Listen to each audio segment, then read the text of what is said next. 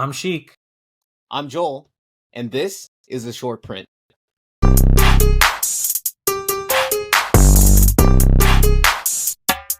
Welcome back, everyone. It's 2024. This is episode 5 of the short print. I just, want to wish everyone, hope they had a great vacation, holiday time with their families. I didn't buy really a lot of cards over the break. I just was busy traveling, but I'm back in it now. I'm seeing a lot of stuff come back to market that I'm looking to chase after. With that said, Joel, I think one of the things that I wanted to touch upon is a little bit about what's happening in basketball right now. That we're like 40% through the season. You got a hot team that maybe you weren't expecting to win this many. I mean, maybe Detroit Pistons.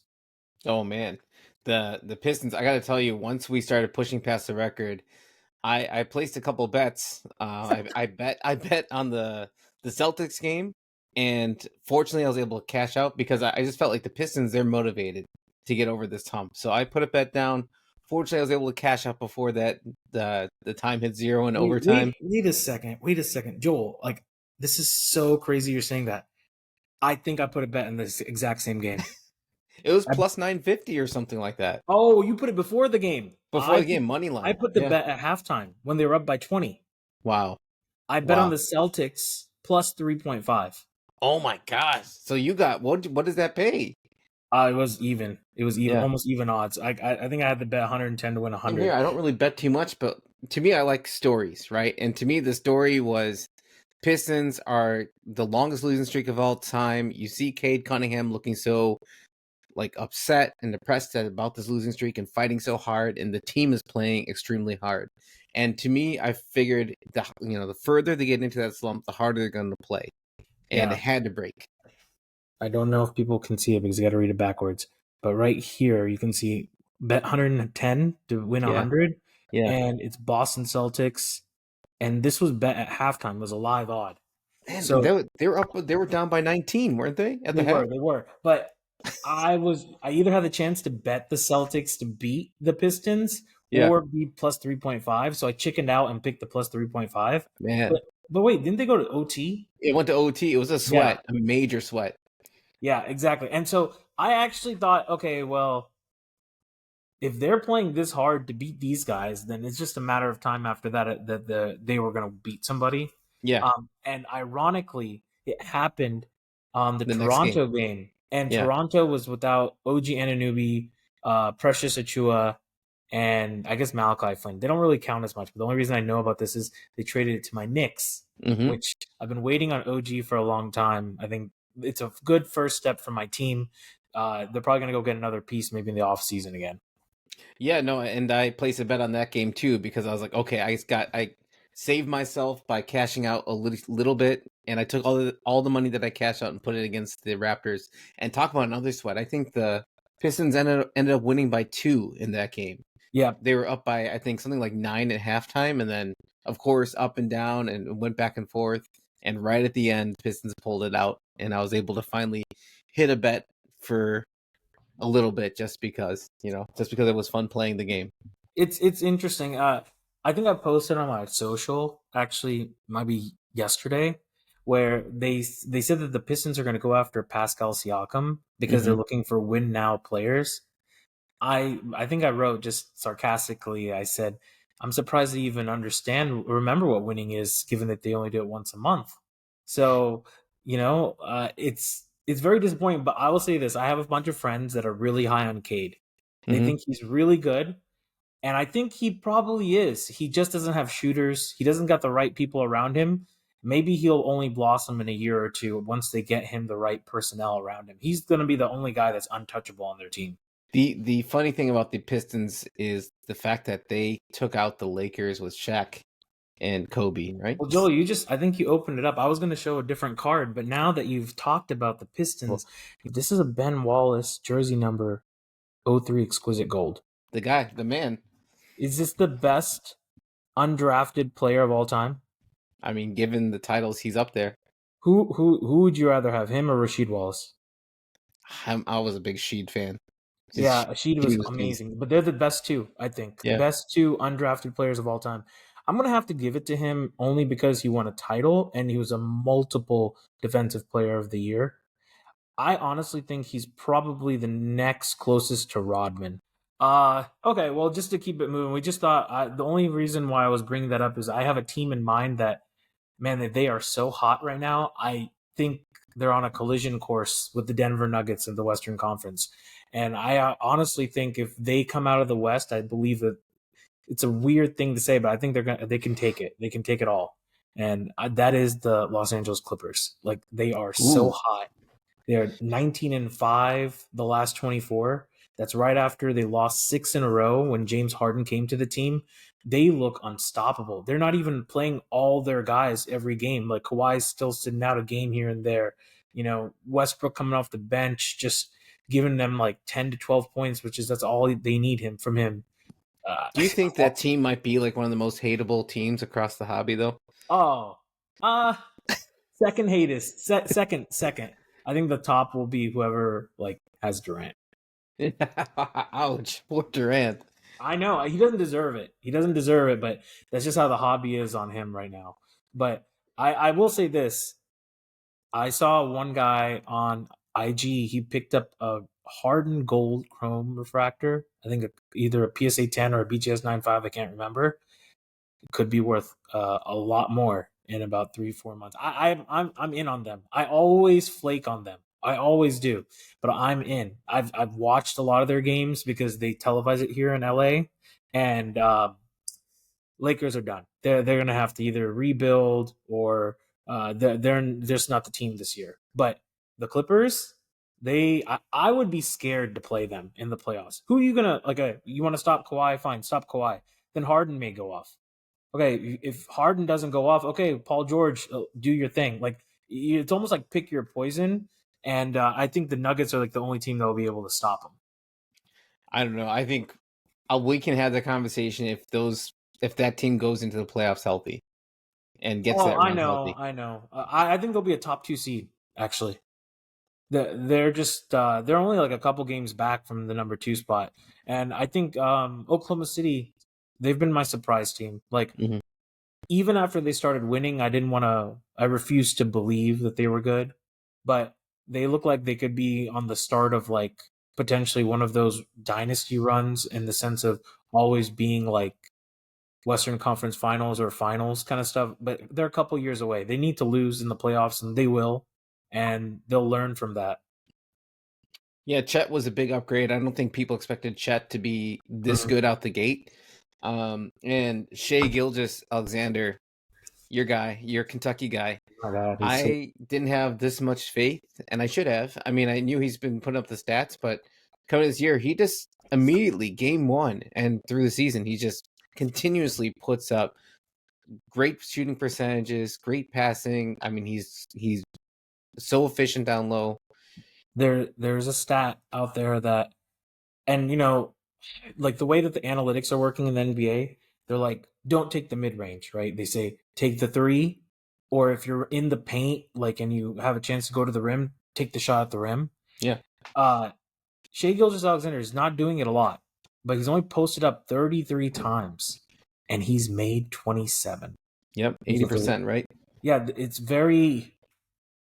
What I would say is after LeBron lost to the Mavericks, he went to the post. He never really wanted to go to the post, but he went to the post, and that's where his game really changed once he started going to the post. But it's like you don't see post players that much right now in the NBA. Joel, you were telling me you went to a show. I did. Well, first of all, I got to show my card of the day that I have right here. It's actually a redemption that I got from Panini. I'm sorry, not a redemption. This is a replacement I got from Panini. It's a Patrick Williams, just select Prism base rookie. And to me, this card just represents the past few years dealing with Panini, getting replacements. This card was extremely damaged out of the product. You said something like it being inconsistent. Yeah. I thought we were going to talk about Patrick Williams because he's very inconsistent. So definitely he represents what Panini was. I bought a gold of him. Did you know that? I bought a gold prism of Patrick Williams a couple years ago. Wow. And I sold it at a loss. I think I lost like $400 or $500 because I bought it after he scored like 20 plus points 2 or 3 times in the playoffs. So I bought it in the off season, and then thinking, okay, if he's able to take over like some part of a playoff game, then the next season he's ready to take the next step. So let me speculate, and he bombed. And he's finally playing a little better this season, but not enough. Card looks good. Yeah, I mean, it looks sweet in the holder. Joel, I brought it up in a couple episodes ago. What did I bring up? I said PSA is running these Christmas specials, and I've just been patiently waiting, patiently being like, give me a bulk special. And what do they do? Hallelujah. The first time a bulk special for modern sports cards, probably since pre COVID. It was $12 a card to grade a card at PSA pre COVID. Then it shot all the way up because of all the demand. Then remember, I think March 2021, they shut it down almost like a year. Like it was shut down for a very long time. And then slowly the price has been coming down.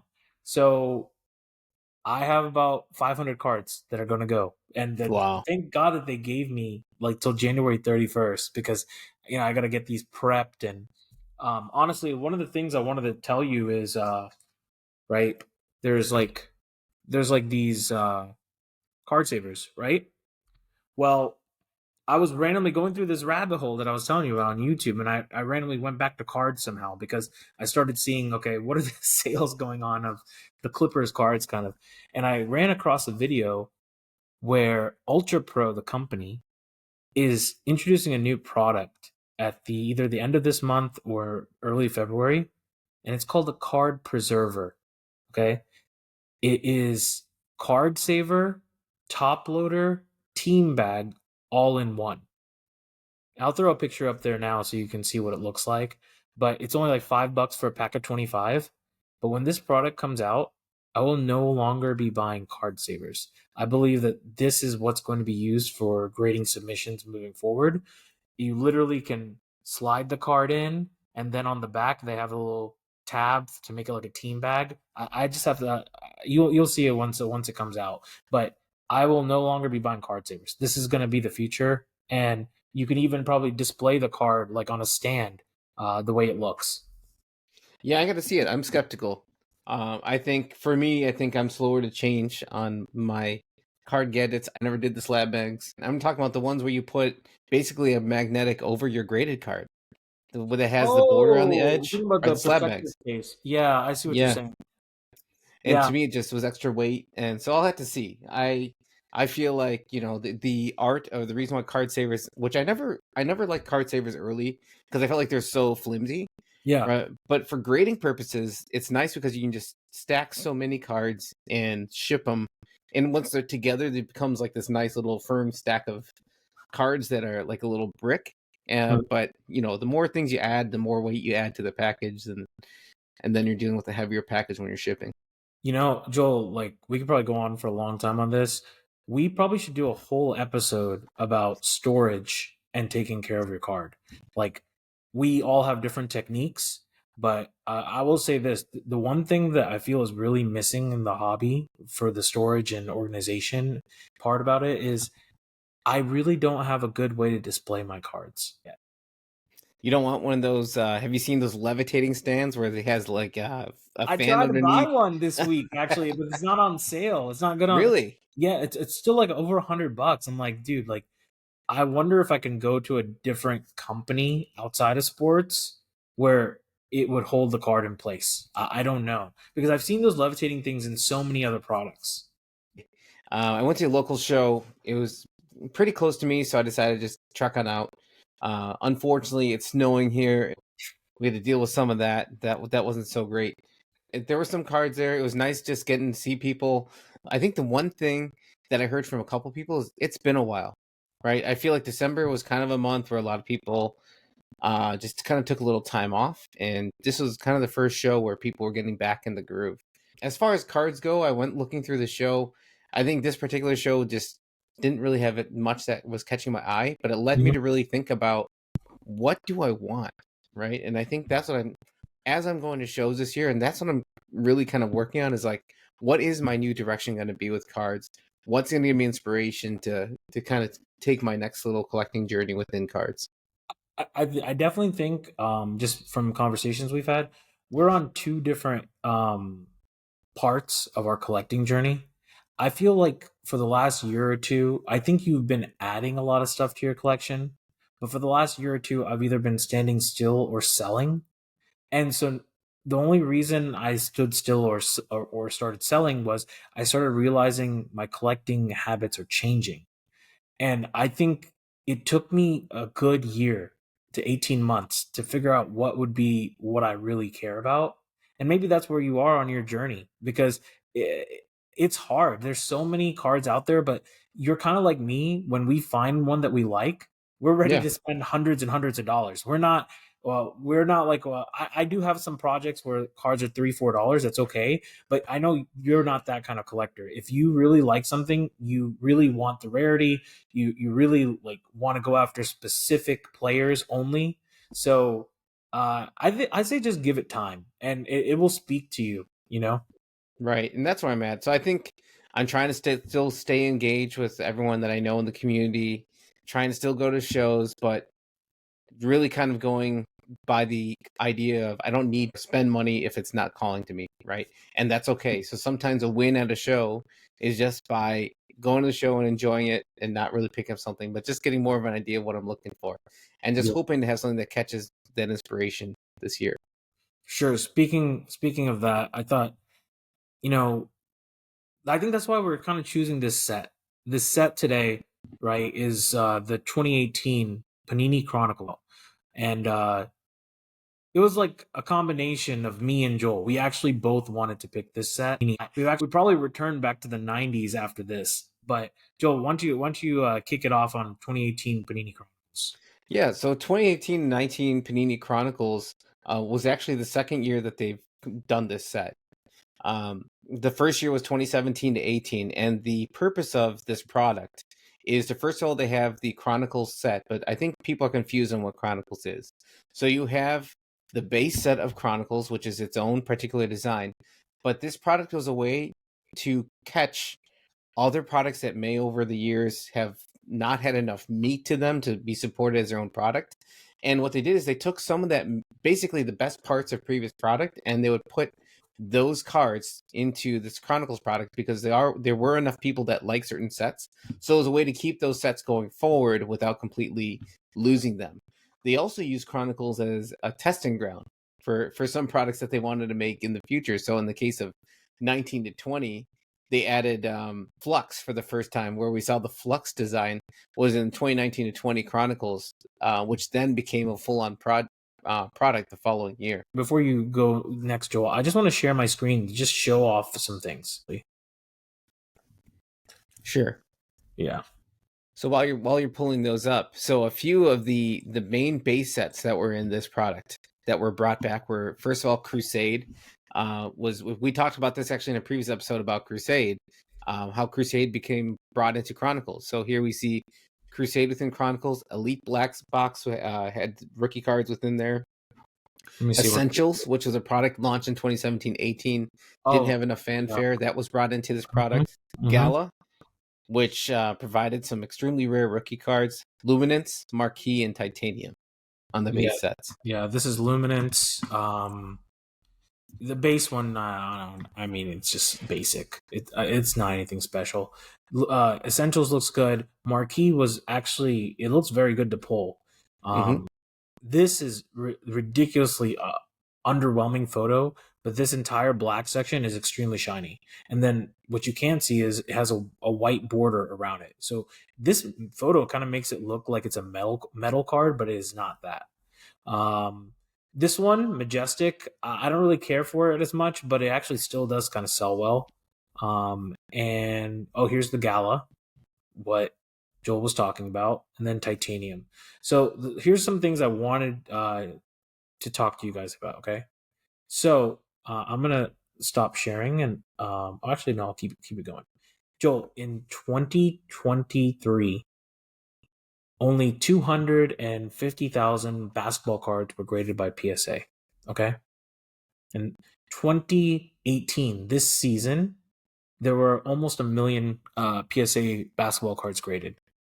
This set had 54,000 graded. This is 20%. Wow. It would be 20% of what all cards were graded last year for PSA in basketball. This is an incredible amount. So I got to thinking, okay, did this set get graded because we're in the COVID boom, or because there were multiple sets out there? And I've gone over it back and forth, and it's because it was in the COVID boom, because this was a very affordable set. But I think what occurred out of this is we got people to actually believe in the set a little bit longer. When this set came out and there were so many people grading it, I was shitting on it left and right, Joel. I was like, this is not a good product. I don't know. I feel like these are failed products that they're trying to figure out which ones are going to win, kind of like you were saying, a testing ground. But as the years have passed on, this product is extremely underrated. It's fun. It's just a fun product to rip. It is. It is. And I'm going to go over to the next slide so you can see this. This is the 2018 draft class, and we can get into this another day, but I have this draft class as the 5th best class of all time. I have Jordans, then I have Kobe's, and then I have LeBron's, then Curry's, and then this is the next best draft class. Well, we're going to look back at this draft class and say it's one of the best all time. Luka, Trey, Shea, Bridges. I mean, it's crazy to think Mitchell Robinson's even on this, but he has a lot of. Yeah, you would think Brunson would move up that list now, right? Wouldn't Brunson move up to 5? Probably by the end of this is all done, he'll probably be 4th. Yeah, whenever he retires, and then I mean, look at the down the list. It's crazy. Triple J, Bruce Brown, a champion. Miles Bridges is starting to play well again. He's back now. He's doing pretty well. MPJ, a champion. Dante DiVincenzo. Like, one thing to point out is look at the starters. Amazing amount of starters on here. You can almost go 20 deep for a start. D'Anthony Melton is starting for Philly. Vanderbilt, he's going to start somewhere. He's probably going to get traded by the Lakers. Gary Trent Jr., Kevin Werder, Grayson Allen, a starter in Phoenix. I mean, this list is so deep. Yeah. This will go down as an all-time big class. And if you're looking to collect the set, or if you're looking to try to get into one early, this is the year to go chase. I know maybe Luka and Trey and Shea may be very expensive, but you can pick them up at a later time in future years. But you can get all these other guys for pennies on the dollar, because this is going to be one of the biggest all-time sets in the future. And then the last thing I wanted to bring up is this is the metric that they have for PSA. Look how many were graded, right? This is the Zion year, 2.4 million. Wow. Last year by the way, this is not the year that the product released. This is the draft class. Okay, so that's how you should read it. So then last year's draft class, 230,000.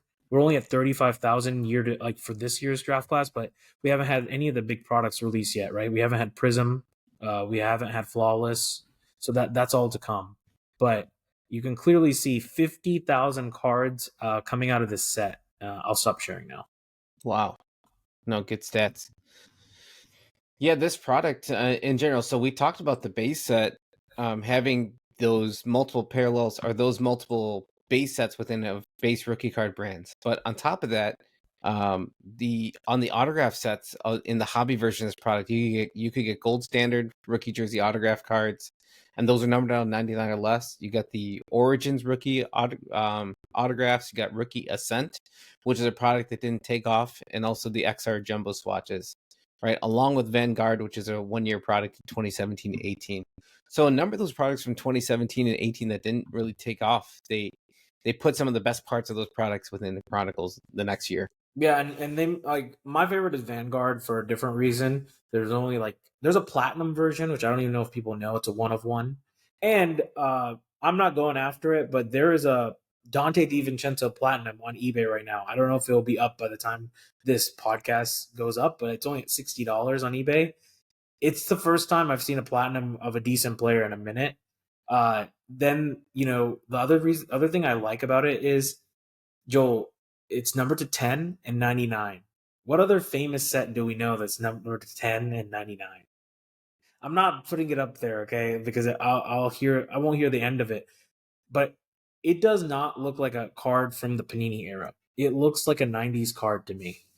I would implore you people to actually search for this set online, because it's definitely not top of mind for 95% of collectors. I'd say it's not top of mind to search this set at all. But there are some amazing inserts, amazing brands that no longer exist, and people will say, "Oh, well, if the card doesn't have a good lineage, then the value won't hold." That's really not true. What we really find out usually is 5 to 10 years later, after the card is done, we all as collectors are like, "Crap! I wish they made more years of this." Yeah, and so I know some people like that with Status. How Status has this kind of cult following Lost. of people that love that piece of it, right? They didn't really make it long, but it was just kind of a cool product. And that actually was that. It was 2017-18 and then 2018-19. They Yep, did just two Status, years. right? Just 2 years, and I love Status. The other reason I liked Status was it was the next most expensive product after Hoops in Luca's year. So it was like on the much cheaper side, and I love the die cut in Status. I know a lot of people are not die cut fans, but I mean die cuts have long lineage in basketball. Like, Yeah. No, and then in 2017, sorry, in 2018 and 19, I think one of the cool things in the set that we touched on was Gala. And the Gala rookies were numbered to 8. And people don't see them because they're that rare. It's not like it's a parallel. It's like seeing Bigfoot sometimes if you're out of the show and you see a Gala rookie I that year. I know about Gala the first release because those sell very well at 70 out of 79. I've seen the Giannis, the Kobe, everyone likes. There's a LeBron, like the LeBron is very expensive. The I was thinking like, man, I how have I not seen it in this year? And you showed it to me right before this call. I was shocked at how beautiful it looked. It is a horizontal design, which I try to stay away from. But if it's a pretty card, I try to sometimes get it. And then the other pretty card that I thought is, I think Ben Simmons' rookie year, the studio came out. Oh, that set was really cool. Yeah, I still think it's a really cool set. I think maybe people shy away from it because they didn't have a lot of serial numbered on the artistic version, but I actually think Studio is a really cool set, and Yeah. I don't, it's very artistic driven. It reminds me of like we have a set of products that are out there, and as much crap as sometimes I've given Panini, they have come out with a decent amount of products that are on the artistic side. I'll give you another one that's a really nice artistic product. Noir. Very nice. Almost pseudo like a mini art frame. That's really kind of what it looks like on a lot of that stuff. And Jokic's noirs are very expensive. Well, it sounds like we might have to be giving Panini some more flowers in upcoming Um, episodes. I can't believe we've come to that. Joel Kaushik has realized that Panini has been making decent products, and maybe I've just been phased by the fact that we get a new product every week, Yeah. and maybe I'm just seeing so many products. I'm still not going to back down from Prism though.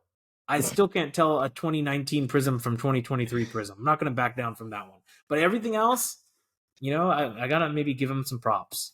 Well, yeah, maybe time. This is a classic version of time or distance makes a heart grow fonder.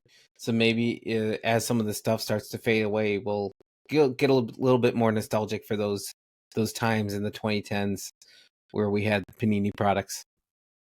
Definitely. So if anyone has like anything that you think you want us to discuss in these sets that we're not bringing up now, please feel free to message us. And then also like, you know, we have no like methodology into the sets that we've picked so far, but I think that we're going to start creating like a list. And once we get on that list, we're gonna really have important reasons why it's next on the list. So right now we're going with the stuff that we love. And that's what we're trying to bring across in the podcast, to show you the stuff that like we want to collect, the stuff that we like. Mm-hmm. And then eventually we're going to probably maybe come out with our own ranking list too, because we haven't done that yet, but we've been talking about it. Yep. All right. Well, with that, we're ending this podcast. Thanks for listening.